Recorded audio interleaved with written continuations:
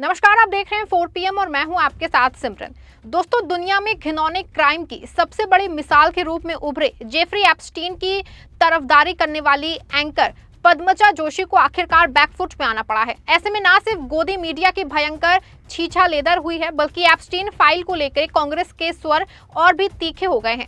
ऐसे में बड़ा सवाल खड़ा हो रहा है कि क्या मोदी सरकार मंच में हरदीप पुरी का इस्तीफा लेंगी या फिर पहले की तरह अपने स्टैंड पे कायम रहेंगी। वीडियो में हम आगे बताएंगे कैसे एक इंटरनेशनल सेक्स स्कैंडल चलाने वाले दरिंदे जेफरी एप्स्टीन की वफादारी करना एक भारतीय पत्रकार को भारी पड़ गया और क्यों हरदीप पुरी के इस्तीफे की डिमांड बढ़ गई है।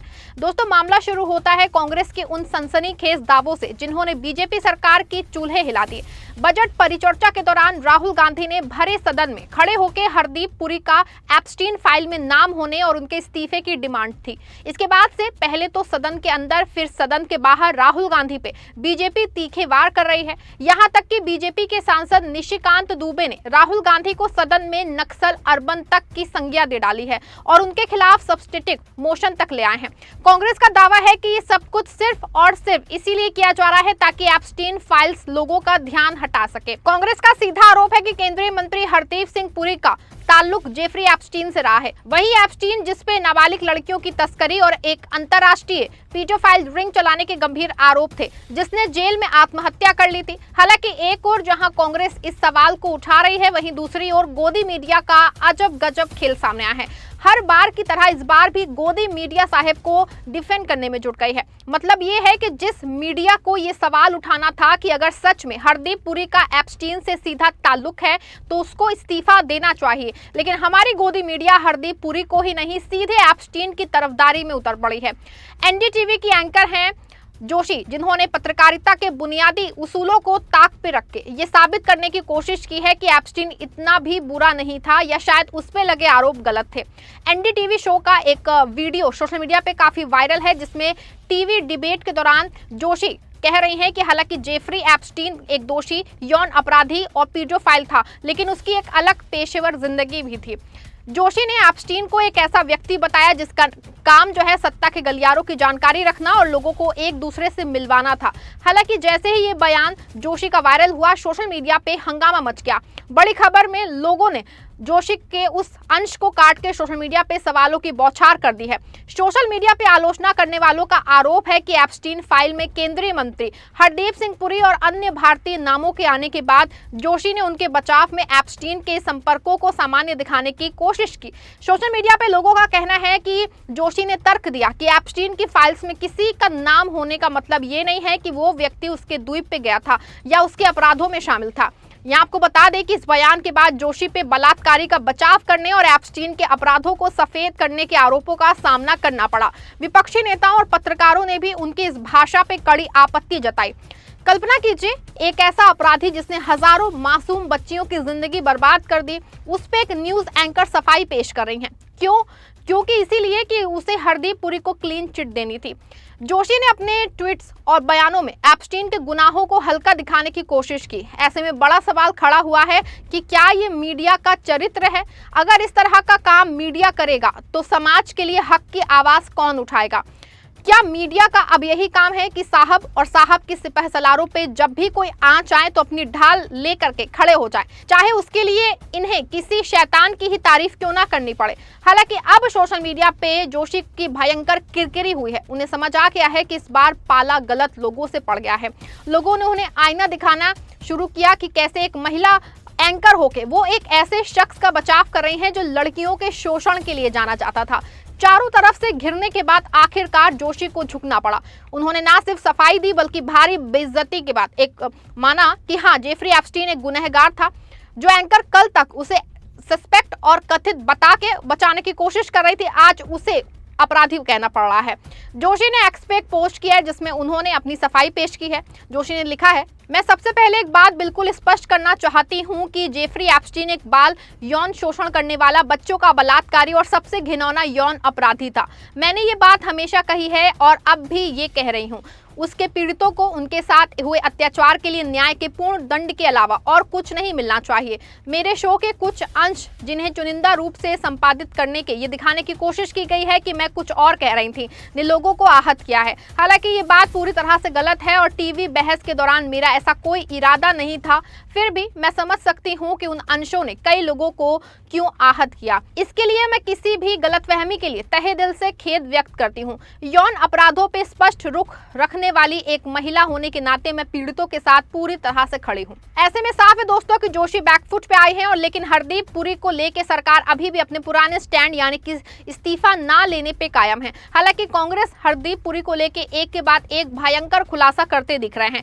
कांग्रेस प्रवक्ता पवन खेड़ा ने प्रेस कॉन्फ्रेंस करके 2014 से 16 की कई मुलाकातों पे कई गंभीर आरोप लगाए हैं और मोदी सरकार की मंशा पे सवाल खड़े किए हैं। कहते हैं साहब ज्यादा बात नहीं हुई एप्स्टीन से। एक इंटरव्यू में यह भी कहा, मैं उनके इंटरव्यू के कुछ एक्सर्प्ट्स सामने रख रहा हूं, 1-2 ईमेल और 3-4 मुलाकातें। झूठ,